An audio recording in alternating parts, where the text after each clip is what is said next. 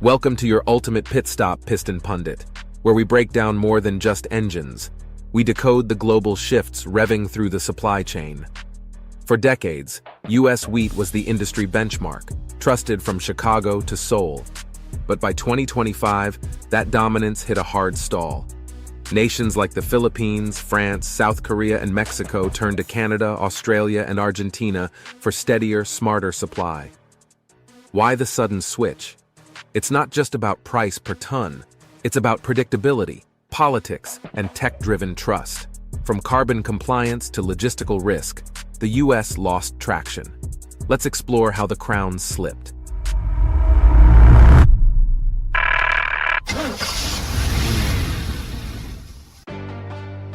Slipping gears. How U.S. wheat lost its edge. Once the gold standard of global grain, American wheat is now grinding against resistance. Hard red winter wheat from Kansas and spring wheat out of North Dakota were once industry legends, trusted by bakers and buyers from Manila to Marseille. But starting in 2024, something cracked. By mid-2025, long-term contracts were being rerouted north or offshore. It wasn't the price. Kansas wheat only dipped about $8 to $10 per ton. The deeper issue? Trust. U.S. shipments became synonymous with delays, bureaucratic fog, and regulatory volatility. Take the Philippines. San Miguel Foods, a heavyweight in the milling scene, walked away from a 110,000-ton renewal deal with U.S. firms. Instead, they inked contracts with Canada's Viterra and Australia's CBH. Why? Because shippers started seeing U.S. ports as risk zones. Canada and Australia offered something America couldn't: stability. In Europe, France saw its lowest U.S. wheat imports in 2 decades. The problem? American wheat didn't play nice with the EU's digital carbon traceability system.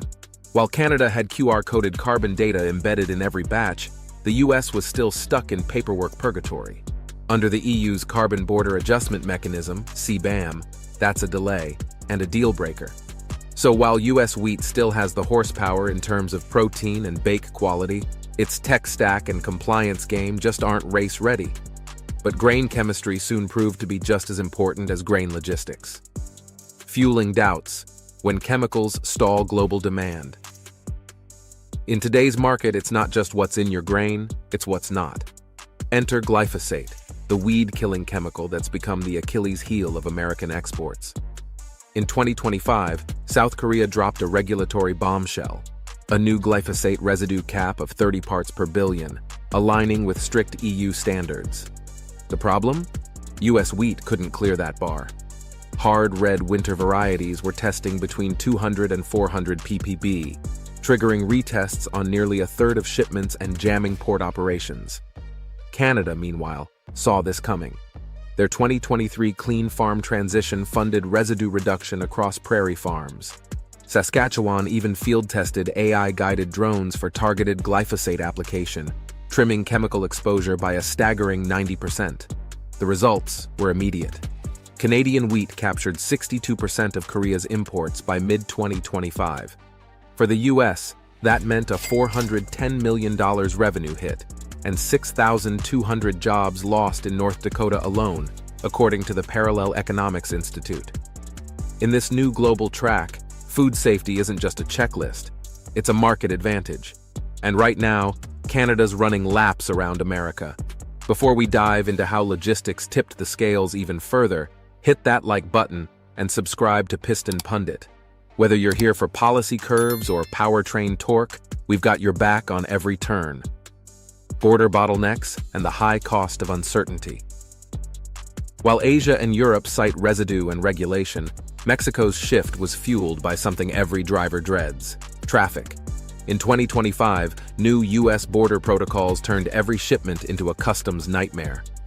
With X-ray scans, long queues, and red tape piling up at ports like Laredo and Mesa, Mexican buyers simply couldn't keep up their daily grind. Then came Canada's masterstroke: a new through-rail fast-lane protocol that moved wheat from Vancouver to Baja without ever stopping for a border check. That wasn't just efficiency, it was strategic domination. Canada's share of Mexican wheat imports jumped from 32% to 38%, while the US share plummeted to 17%. Back in Kansas, the fallout was immediate. Silo stocks surged 44% and spot prices dipped below break-even. Purdue economists warned that once a buyer exits a US grain chain, the odds of return are just 15% over 5 years. That's not a market dip, it's a structural loss. But even as the US stumbled, Canada wasn't just filling the void, they were rewriting the playbook. From canola crisis to wheat powerhouse, Canada's bold U-turn. Canada's wheat rise wasn't just America's stumble, it was a full-throttle pivot from panic to performance.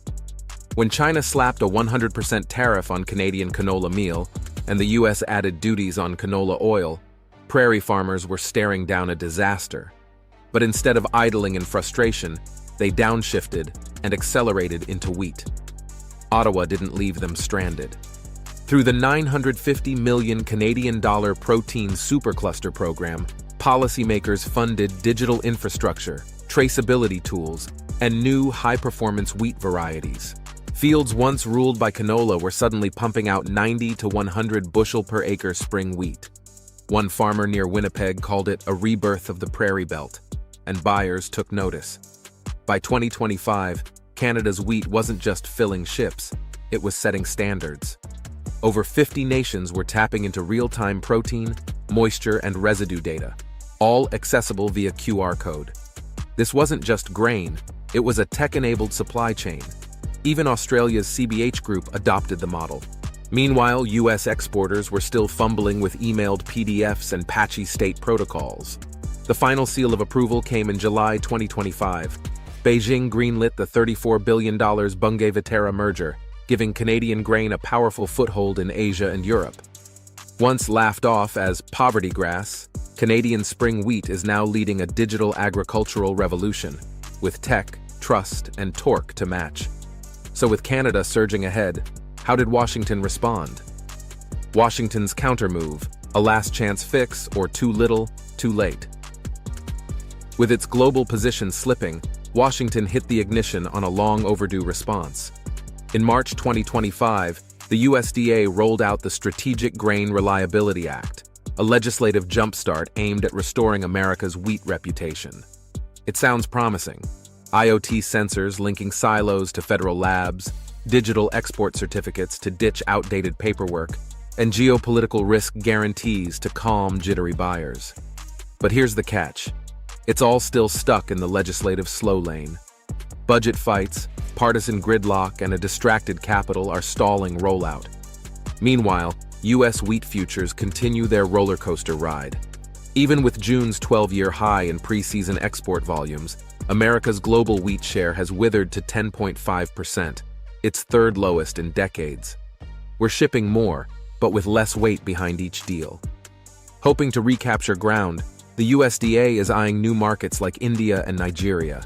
But India's price protections and Nigeria's infrastructure headaches aren't exactly low-hanging fruit. While America plans, Canada delivers, and keeps landing the contracts that used to be ours. Which brings us to the final question. Final lap. Can America reclaim its grain glory? This isn't just about fields and harvests. It's about whether U.S. agriculture can shift gears fast. Because while America has been coasting on legacy, Canada built a modern, data-driven machine that buyers now trust. If the Strategic Grain Reliability Act stays stalled, the U.S. might not just lose market share, it could lose relevance. So now we turn to you. Can American wheat rebuild global confidence, or has trust been lost for good? Is Canada's dominance the new norm, or a product of perfect timing and trade chaos? Should the U.S. double down on ag tech innovation instead of retaliatory tariffs? Sound off in the comments. We want your thoughts. Like the video, subscribe, and make sure you've got notifications on so you never miss an update from Piston Pundit. Thanks for watching and see you next time. You can now check out any of the videos on the screen. There's plenty more to explore.